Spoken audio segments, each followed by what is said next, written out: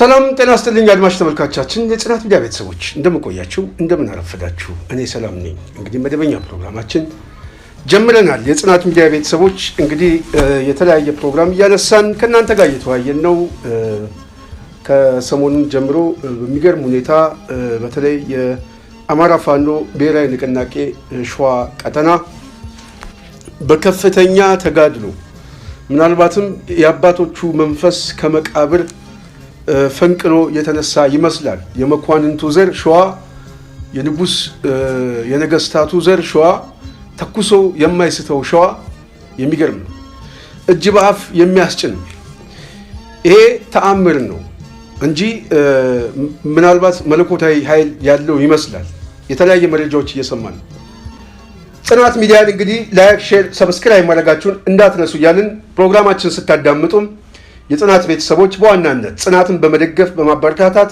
ሐሳብ አስተያየትን በመስጠት ይሄንን ፕሮግራም ወደ ሌሎቹ እንዲደርስ በማድረግ የበኩላችሁ ሚና እንድትወጡ እንጠይቃለን ትግል ነው ያዝነው ትግል በጥቂት ሰዎች ሳይሆን በተባበረ ድምጽ ነው ነፃነታችን የምናመጣው ስለዚህ በመስማታችሁ ታተርፋላችሁ ሐሳብ በመስጠታችሁ እኛን ታበረታታላችሁ እንደዚሁም ደግሞ ሰብስክራይብ በማድረጋችሁ ሐሳባችን ወደ ሌላው ሰው እንዲደርስ ታደርጋላችሁ ይሄ ራሱ አንድ የትግል ጠብታ ነው እያንዳንዱ ሰው እኛም እዚህ የምናወራው የትግል ጠብታ ስለሆነ የማንቃት ስራ የምንሰራው ወደን ሳይሆን ተገደን የትግሉ አንድ አካል ስለሆነ ስለዚህ ይሄንን ምንጊዜም አስቡ ነው የምንለው ይሄንን ካልኩኝ ወደ ዋና ፕሮግራማችን ስንገባ ዛሬም የሸዋ እንቅስቃሴ አደገኛ ነው ነገሩ እየተፋፋመ ነው እየተቀጣጠለ ነው ያገዛዙ ሰራዊት እየገባ ነው ግን አልወጣም ወደ ጭቃነት እየተለወጠ ነው አብዛኛው የሸዋ እንቅስቃሴ በማይታመን መልኩ የአባቶቹን ታሪክ እየጻፈ ነው ሸዋ ይችላል ሸዋ የሚገርም ተአምር ውስጥ ገብቷል ከዚህ ጋር የተያዘ የፖለቲካ ትንተና በተወሰነ መልኩ እናየዋለን በከፍተኛ ደረጃ የአብይ ሰራዊትን የገባውን ወደ አመድነት ቀይረውታል ስላችሁ ቀላል የማይባል ንጹሃን ደግሞ በምትኩ ጨፍጭፏል በይፋት በደራ በኤፍራታ ግድም ቀላል የማይባል ንጹሃን ተጨፍጭፏል ይሄ ማለት ግን የፋኖ ሰራዊትን መቅጠም ያቃተው ብልጽግና የትኩረት ማዕከሉ ያደረገው በቀል ስለነበረ ንጹሃንን ገበሬዎችን ህፃናትን አዛውንቶችን በመጨፍጨፍ ከህዝብ ጋር ያለውን እውነተኛ ጦርነት ሸዋ ላይ አሳይቷል ለምንድነው ሸዋ በዚህ ደረጃ ውጊያው በጣም የጠነከረው እንግዲህ ሰሞኑን እኛም የደረሰ መረጃ ወደ እናንተ ያመጣ ነው ከ23 ጊዜ በላይ በሄሊኮፕተር ልዩ ስፔሻል ፎርስ የሚለውን ኮማንዶዎችን ወደ ሸዋ አስገብቷል እሱ ብቻ ሳይሆን በዋናነት ከፍተኛ ቁጥር ያለው የእግረኛ ሰራዊት አስገብቷል በግዳጅ መኪኖችን ባሶችን በማስቆም ቁጥሩ ላይን የሚከብድ ሰራዊት አስገብቷል ያስገባው ሰራዊት ግን አልወጣም ወደ ጭቃነት ተቀየረ ወደ አመድነት ተቀየረ በብዙ ቦታ ላይ የነበረው ውጊያ በበላይነት ፋኖ አጠናቋል ለምንድነው ውጊያው በዚህ ደረጃ አገዛዙ የከበደው የሚለው በተደጋጋሚ ጊዜ ተናግረናል እውነተኛ የትግል መዋጊያ አጀንዳ የለውም አብይ አህመድ ያለው የስልጣን መዋጊያ ኮዝ ነው አብይ አህመድ አሊ የተባለ ቅዠታም ስልጣን ላይ ለመቆየት ሰው ህይወት ይክፈልልኝ የሚል ነው ዓላማው ይሄ ነው ስለዚህ ለዚህ ዓላማ የሚሞት ሰራዊት አለ ይሄ ሰራዊት ዓላማው አያውቀው የሚያውቀው ክፍያ ነው የሚሞትለት ኮዝ ግን አብይ ማዳን ይሄ የሚገባው አይደለም በፋኖ በኩል ያለው ግን ክፍያ የለውም ብቻ ሳይሆን የሚበላው ዳቦ እንኳን የለውም ህዝቡ ነው የሚሰጠው ዓላማው ግን የነፃነት ዓላማ ነው ዓላማው እውነተኛ የሆነ የአማራን ህዝብ ከገባበት ችግር ማውጣት ነው ዓላማው ከመጥፋት እንደ ህዝብ ከመጥፋት ራሱን የሚታደግበት ዓላማ ነው በዚህ ዓላማ መካከልና በክፍያው ዓላማ መካከል ያለ የውጊያ ኮዝ በጣም ይለያያል። ይሄ አንዱና የመጀመሪያው። ሁለተኛው ግን የስልጠና የብቃት የልምድ ጉዳይ ይመጣል። በፋኖ በኩል ያለው ብቃት ከመሳሪያ ጋር ያደገ ነው። ከልጅነቱ ጀምሮ ተኩሶ የማይስት ደመላሽ ስሙ ራሱ ደመላሽ እየተባለ የሚዘፈንለት የሚቀነቀንለት ነው። ካፈሙዝ ጋር ያደገ ወጣት። ስለዚህ ቦታ ለመያዝም ሮጦ ለመምታትም ኢላማውን ለመጠበቅም ፋኖ አንደኛ ነው የሚባለው ለዚህ ነው ፋኖ በጣም ውጊያው የከበዳቸው። ከፋኖ ጋር ያለው ውጊያ የከበደው አገዛዙ ለዚህ ነው። ስለዚህ ሸዋ ላይ የገባው ሰራዊት በኮንቬ ተጭኖ የገባው በአየር የገባው በሙሉ ሸዋ ላይ እየረገፈ ይገኛል። ሸዋ ላይ እጅ እየሰጠ ይገኛል ልክ እንዳባቱ። ስለዚህ አገዛዙ በዚህ ደረጃ እየተፍረከረከ ወደ አደጋ ውስጥ እየገባ እንደሆነ ሸዋ ማሳያ ነው። ዋናው ነጥብ ግን ከትላንትና ጀምሮ እኔ ሀሳቤን በስፋት ገልጫለሁ። የጽናት ሚዲያ ቤተሰብ አሁን የፋኖ እንቅስቃሴ ሽፍት ሆኗል፣ ተለውጧል። ይህንን ማመን የግድ ያስፈልጋል። የፋኖ እንቅስቃሴ ሙሉ ለሙሉ የፖለቲካና የወታደራዊ የስበት ማዕከሉ ተለውጧል። የተለወጠው ከአንድነቱ ጋር በተያያዘ እንደዚሁም አሁን እየተፈጠረ ያለው የጦርነት ቀጠናዊ ድባቦች የኃይል አሰላለፉና የትኩረት ማዕከሉም በተመሳሳይ ተለውጧል። በጣም ነው የተለወጠው። ስለዚህ የአማራ ፋኖ ብሔራዊ ንቅናቄ የትኩረት አቅጣጫውን የማይቀይር ከሆነና በቆመበት የሚቀጥል ከሆነ የፖለቲካና ወታደራዊ ኮስት ይከፍላል። ምን ማለት ነው? አሁን የብልጽግና አገዛዝ አማራ ክልል ላይ የተሰባሰበው ኃይል ማዳከም ሳልችል ወደ ቀጠናዊ አሰላለፍ ሊቀይር የሚችለው ከኤርትራ ጋር የተጋባበትን ጦርነት ለመጀመር እድሎች ይዘጉብኛል ብሎ ያስባል። ከኋላ ይመጣብኛል የሚል ስጋት አለ። በሌላ በኩል ለቤተ መንግስቱ ቅርብ የሆነው ኃይል ደግሞ እጅግ በጣም ስጋት አለ። ትላንት በስፋት ገልጨዋል። ስለዚህ የአማራ ፋኖ እንቅስቃሴ የትኩረት ማዕከል አሁን ኦህዴድ የሚያስጨንቀው የሽመልስ ቢሮ የአብይ መቀመጫ ነው። ያረጋ የሲሳይ ማን ነው የሚሉት እዚህ አካባቢ አይደለም። ስለዚህ አማራ ክልል ከዚህ በኋላ በፋኖ ቁጥጥር ስር እንደሚወድቅ ግልጽ ነው፣ አውቀውታል። ስለዚህ የውጊያ የትኩረት ማዕከሉ የአማራ ፋኖ ብሔራዊ ንቅናቄ ማዕከሉ ላይ ትኩረት ማድረግ አለበት። በሌላ በኩል ደግሞ ክልሉ ላይም የትኩረት አቅጣጫ ማድረግ አለበት። ስለዚህ ሁለት የትኩረት ማዕከል መያዝ ያስፈልጋል ብዬ አስባለሁ። አንደኛ ትላልቅ የዞን ከተሞችን በተለይ ደግሞ ባህር ዳርና ደሴን፣ ጎንደርን የትኩረት ኃይል ያደረገ የውትድርና የዘመቻ እንቅስቃሴ የግድ ያስፈልገዋል። አሁን የካቢኔው በአዴን ውስጥ ያለው ካድሬ ሁሉ እየተንጠባጠበ የሚሸሽበት ነው። ዋነኛ የትኩረት ማዕከል ግን መሆን ያለበት አዲስ አበባ ላይ ነው። ይሄ ማለት ሸዋ ላይ ማለት ነው። ስለዚህ የአማራ ፋኖ ንቅናቄ ከዚህ በኋላ ከተሸነፈ ከተመታ የሚመታው ልብ ብላችሁ አዳምጡ፣ ሸዋ ላይ ነው የሚመታው። ስለዚህ የሸዋን ኃይል ሰበር ነው ማለት የአዲስ አበባውን ኃይል በቅርብ ርቀት ያለውን ኃይል መታ ነው ማለት ነው ልናብ። ስለዚህ ሙሉ ለሙሉ የትኩረት አቅጣጫው ሸዋ ሆኗል። ይሄ ከሰሞኑ ብቻ ኔትወርክ አጥፍቶ በአየርም በምድርም ያገኘውን ሰው ለመጨፍጨፍ የገባበት የጦርነት አውድ ማሳያ ነው። ስለዚህ የትግሉ ማዕከል አሁን ሸዋ ሆኗል። የፖለቲካ ማዕከሉ ሸዋ ሆኗል። ወታደራዊ ማዕከሉ ሸዋ ሆኗል። ይህንን ቤዝ ማጠናከር ካልቻለ የሸዋ እንቅስቃሴ በከፍተኛ ደረጃ አደጋ ውስጥ ሊገባ ይችላል። ስለዚህ የገባውን ሰራዊት እዛው እያስቀረ ያለው የሸዋ ኃይል በጥቂት ሰራዊት ነው። አገዛዙ ያለውን ያስገባውን ሰራዊት ያህል የሸዋ እንቅስቃሴ የለውም። ያለው ብቃት ነው። ያለው ልምድ ነው። ከልምዱም በላይ ደግሞ የእግዚአብሔር ኃይል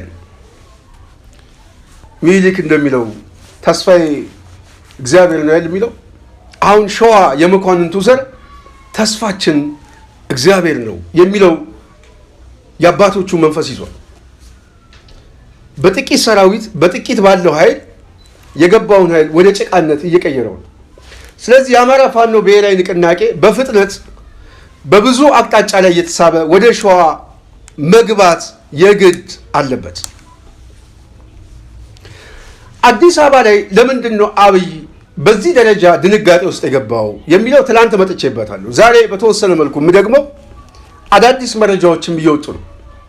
በተለይ ኦህዴድ ውስጥ ክፍል አለ። ኦህዴድ ውስጥ ክፍል አለ። ሁለት አሰላለፍ ነው።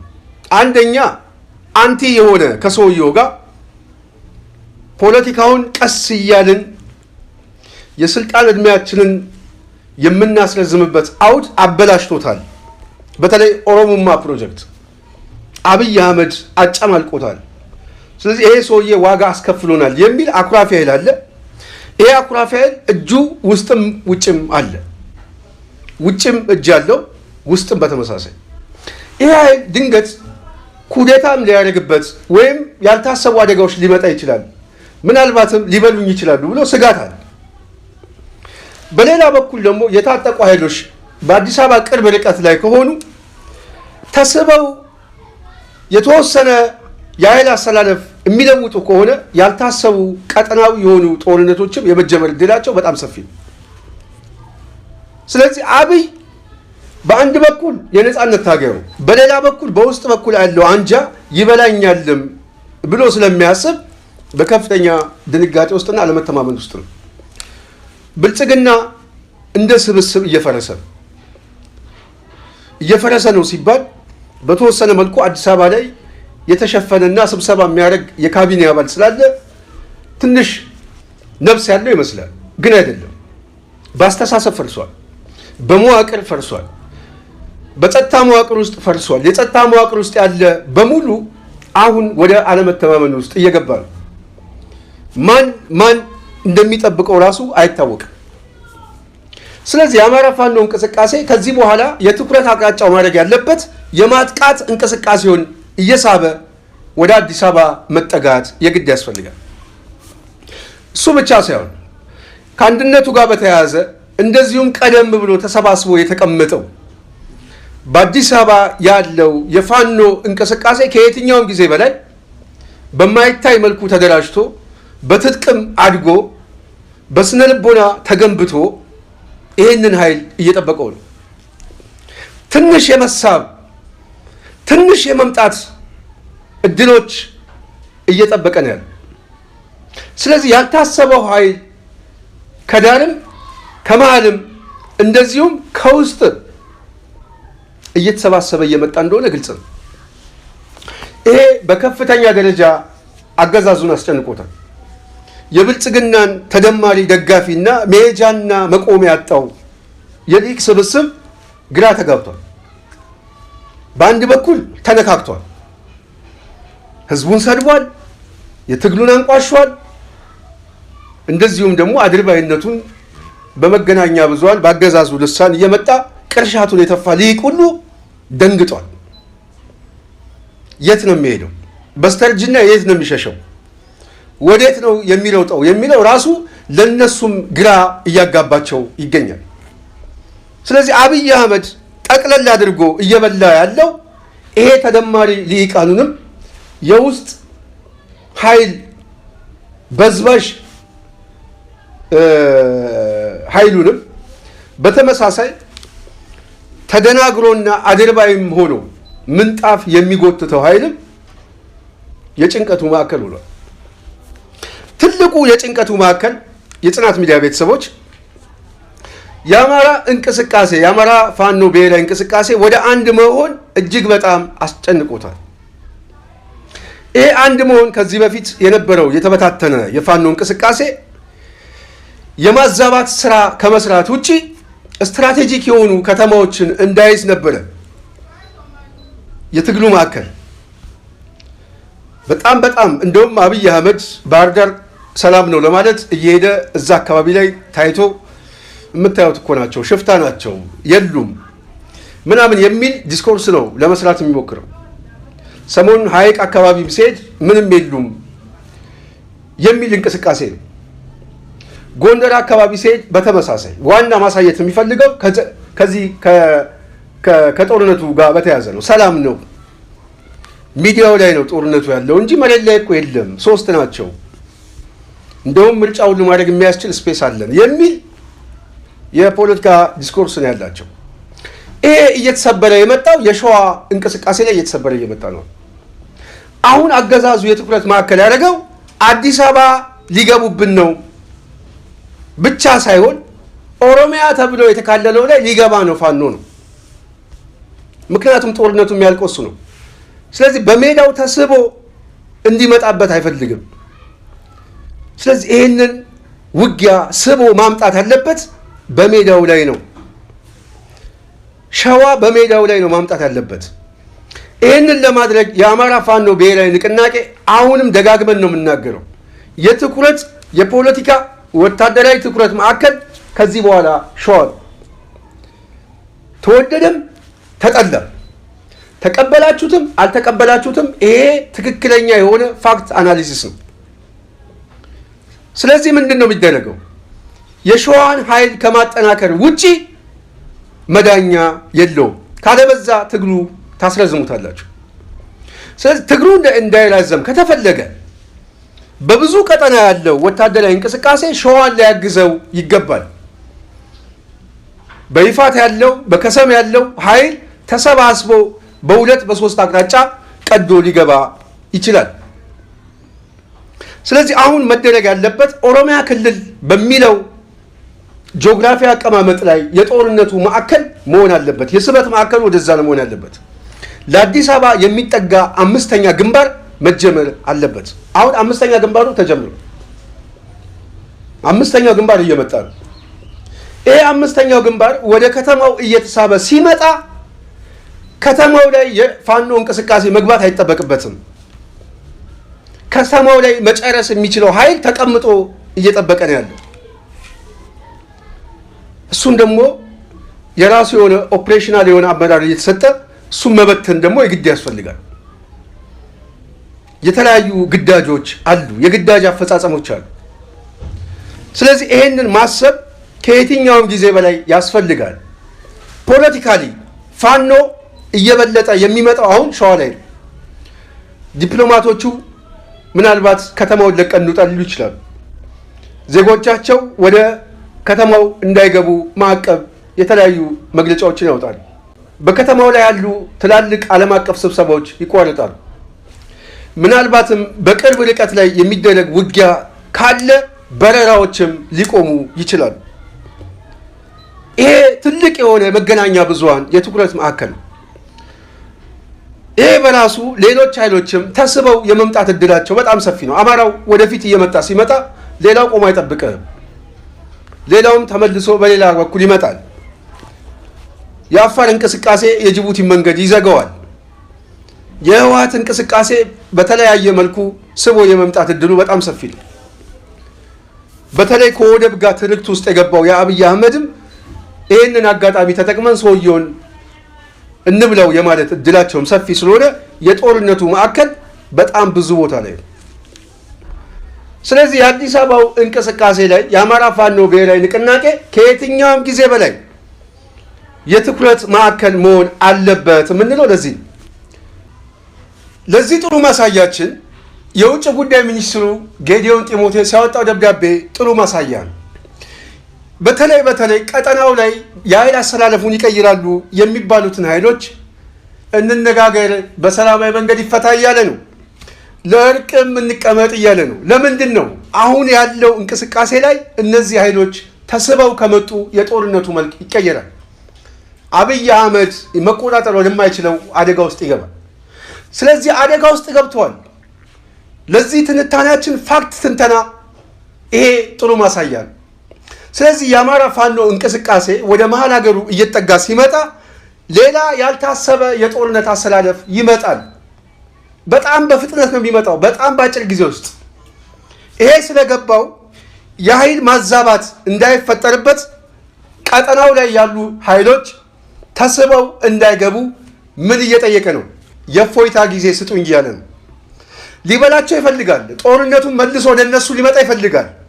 ግን አሁን ያስቸገረው ይሄ የፋኖ እንቅስቃሴ ነው። ስለዚህ የፋኖን እንቅስቃሴ በተወሰነ መልኩ ማዳከም ከቻልኩ በኋላ አጀንዳውን ወደፊት ሊያመጣው የእፎይታ ጊዜ የመውጫ ጊዜ እየፈለገ ነው። ይኸውና የውጭ ጉዳይ ሚኒስትሩ ጌዲዮን ጢሞቴዎስ ያወጣው መግለጫ ጥሩ ማሳያ ነው። ስለዚህ የአማራ ፋኖ እንቅስቃሴ የመሃል ሀገር ትኩረት ማድረጉ የሚጠቅመው ሌሎች ኃይሎችም የዚሁ አካል እንዲሆኑ ይጋብዛቸዋል። የጦርነቱ መልክ ራሱ ይጋብዛል።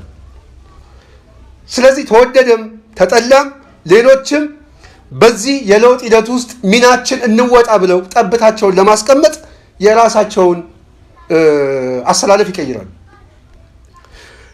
ይሄ ፋክት ትንተና ነው። ስለዚህ የስበት ማዕከሉ አዲስ አበባ ሆኗል የምላችሁ በተጨባጭ ነው፣ በማስረጃ ነው። ጌዲዮን ጢሞቴዎስ ያወጣው መግለጫ ማሳያ ነው። ልመና ላይ ቁጭ ብለዋል። ምንጣፍ እየጎተቱ ነው። አሁን ኢሳያስ ጫማ ስር ሆነው እባክህ የእፎይታ ጊዜ ስጠን እያሉት ነው።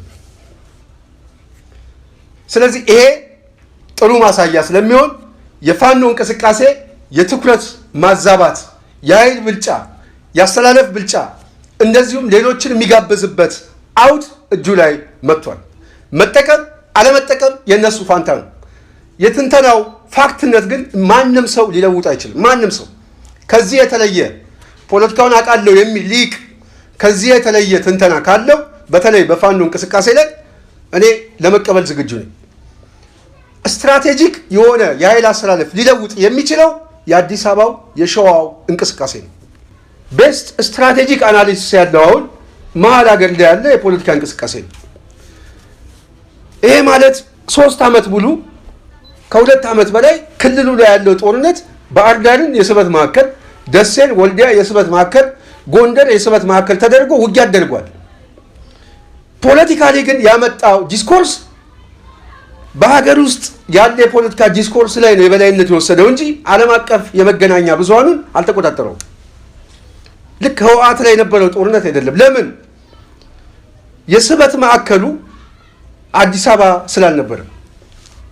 የህወሓት የትኩረት ማዕከል የነበረው በሰዓቱ ወደ አዲስ አበባ ስለሆነ እየመጣ የነበረው የትኩረት ማዕከሉ በከፍተኛ ደረጃ ይጨዋል። ደሴን ያዘ፣ ደብረ ታቦርን ያዘ፣ ደብረ ሲናን ያዘ፣ ኮምቦልቻን ያዘ የሚለው ዜና እየጮህ ይመጣል። አሁን የአማራው የፖለቲካው እንቅስቃሴ መሆን ያለበት አዲስ አበባን ያዘ የሚል ወይም ለአዲስ አበባ እየቀረበ ነው የሚል የፖለቲካ ጭዎት ያስፈልጋል። በተለይ ዓለም አቀፍ መገናኛ ብዙሃኑ የሚዘግበው የዜና ኢሹ የሚፈጠረው አዲስ አበባ ላይ ብዙ የስበት ማዕከል ስለሆነ በብዙ መልኩ ይህንን አምነን መቀበል የግድ ያስፈልጋል ብዬ አስባለሁ። ከሰፈር መውጣት አለብን። አሁን ከሰፈር ወጥተን ሰፊው ውቅያኖሱን ማየት አለብን። ስለዚህ ይህንን በማድረግ የአማራ ፋኖ ብሔራዊ እንቅስቃሴ በፍጥነት በሸዋ አካባቢ ላይ በጣም ኃይሉን ሊያስገባ ይገባል። በዛ ላይ ሲቪሊያን እያለቁ ነው። ሲቪሊያን በግፍ እየጨፈጨፈ ነው። አብይ አህመድ ከፋኖ ጋር መግጠም ሲያቅተው እልሁን እየተወጣ ያለው ባዛውንቶች ላይ ነው። አሁን ጦርነቱ የአብይ የጦርነት ማዕከል ንጹሃን ናቸው። የፋኖ የጦርነት ማዕከል ግን ያገዛዙ ሰራዊት ነው። ሁለቱ ኮዛቸውም ዓላማቸውም ይለያያል። ስለዚህ በፍጥነት በመግባት በሸዋ እንቅስቃሴ ራዲየስ ላይ በአዲስ አበባ ቅርብ ርቀት ላይ የትግሉን ኃይል ማፋፋም ዓለም አቀፍ መገናኛ ብዙሃንን መቆጣጠር ነው። የፖለቲካ ማዕከሉን መያዝ ነው።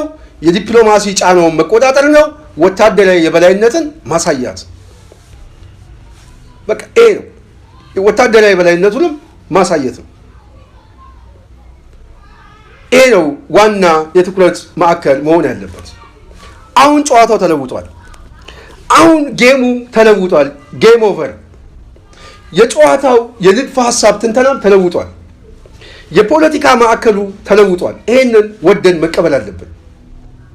ስለዚህ አዲስ አበባ ላይ ያለው እንቅስቃሴ በሙሉ ሸዋ ላይ ያለው በተለይ የህዝብ ግንኙነት ስራ፣ የፖለቲካ ስራ፣ የአፋብን የፖለቲካ ኃይሎች በጣም በትኩረት ማቀጣጠል ያለባችሁ እዛ አካባቢ ይመስለኛል። መረጃዎች እየወጡ አይደለም። አሁን መረጃዎች እንዳይወጡ አገዛዙ ኔትወርክ ዘግቷል። እየተጠቀመ እኮ ያለው እኮ መከላከያው ብቻ ነው፣ ቴሌንም ይጠቀማል። ኔትወርክ ዘግቶ ነው ንጹሃንን እየጨፈጨፈ ያለው መረጃ እንዳይወጣ። ስለዚህ እዚህ ላይም ፎከስ መደረግ አለበት። በተለይ መረጃ የሚወጣበት መንገድ እየተፈለገ ሰዎች ይዘው እየተሻገሩ መረጃውን የሚያደርሱበት አውድ መፈጠር አለበት ብዬ አስባለሁ። ትላልቅ የፖለቲካ የንድፈ ሀሳብ ትንተናዎችን መስራት ያስፈልጋል። ስትራቴጂክ ቦታዎችን መለወጥ ያስፈልጋል። የውጊያ ሳይንሱን መቀየር ያስፈልጋል። አሁን ውጊያውን ብቻ አይደለም የምናሸንፈው፣ ፖለቲካሉም ጭምር ነው። ስለዚህ የፖለቲካ ድሎችን እያሰብን የውጊያውን ስትራቴጂ መለወጥ የግድ ያስፈልጋል። ስለዚህ የፖለቲካ አውድ የቱ ጋ ነው አገዛዙን እያፈረሰ ያለው? የትኛው ነው ስትራቴጂ የውጊያው ሂደታችን የሚለው ከማጥቃት በላይ አጥቂነት ሆኖ መምጣት ያለበት ፖለቲካዊ አጥቂነት ነው። ወታደራዊ አጥቂነት ተከታይ ሆኖ መምጣት አለበት። ስለዚህ ይህንን እኔ በስፋት እየተሰራ መመጣት አለበት ብዬ አስባለሁ። በተለይ አማራ ፋኖ ብሔራዊ ንቅናቄ የሸዋን እንቅስቃሴ የትኩረት ኃይል ማድረግ ካልቻለ መዳከም ከቻለ የሚዳከመው ሸዋ ላይ አብይ አህመድ አሁን ሁለት ዓላማ ይዞ ነው የመጣው። አንደኛው የአሰብ ውጊያ ከህወሓት ጋር ያለው ውጊያ አብሮ አያይዞታል።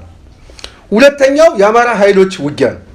ይህንን ኃይል ማዳከም ከቻልኩኝ በተራዘመ ትግል ውስጥ እንኳን ቢሆን የጠላት ኃይል በርቀት ሆኖ ይዋጋ፣ እዛው በቀጠናው ይጨፋጨፍ የሚል ታክቲክ ይዟል። ምን ማለት ነው? ለአብይ የሚያሰጋው አዲስ አበባ ላይ ያለው ኃይል ይህንን ኃይል መምታት ከቻለ በ300 እና 400 ራዲየስ ላይ ያለው ኃይል የተራዘመ ትግል ውስጥ ይከተዋል።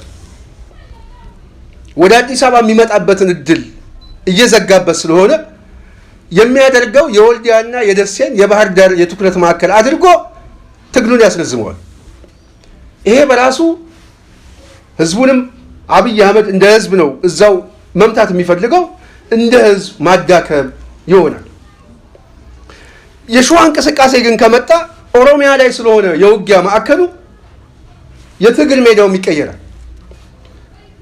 ስለዚህ የትግል ሜዳው ሲቀየር በዋናነት ባትሉ ሲቀየር አብይ አህመድ ጭንቀት ውስጥ የሚገባው እሱ ብቻ አይደለም። በአጠቃላይ ፖለቲካዊ የሆነ የማህበረሰብ ክፍሉም አደገኛ ቅርቃር ውስጥ ነው የሚገባው። ይሄ አደጋ ውስጥ ነው የሚከታቸው። ስለዚህ ባትል ፊልዱ መቀየር አለበት። የሸዋ ቀጠና ላይ፣ የአዲስ አበባ ማዕከል ላይ፣ የኦሮሚያ የሚሉት መሬት ላይ መሆን አለበት። ይሄ ነው በቃ ይሄ ነው የጨዋታው ማዕከል። ይህንም በማድረግ ከፍተኛ የሆነ ለውጥ፣ ከፍተኛ የሆነ ፖለቲካዊ እንቅስቃሴ መፍጠር ይቻላል ብዬ አስባለሁ። የጽናት ሚዲያ ቤተሰብ አሁን የሸዋ እንቅስቃሴ ማዕከል ነው። የፖለቲካ ማዕከሉ ሸዋ ወስዶታል። አጠቃላይ ወታደራዊ እንቅስቃሴውን ሸዋ ወስዶታል።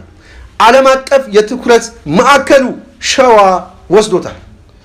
አሁን በሸዋና በ4 ኪሎ የሚደረግ ውጊያ ነው። አለቅ ያረጋ ከበደ ቢሮ ከዚህ በኋላ ሚኒንግለስ ለአብይ አህመድ እሱ አያስጨንቀው። የሚያስጨንቀው የአዳነች ከንቲባ ጽህፈት ቤት ነው። የሚያስጨንቀው 4 ኪሎ ነው። አብይ የሚያስጨንቀው የሽመልስ ጽህፈት ቤት ነው። ኦሮሚያ የበዓል ማዕከል ነው። እሱ ያለው አዲስ አበባ ነው። ስለዚህ የአዲስ አበባ ውጊያውን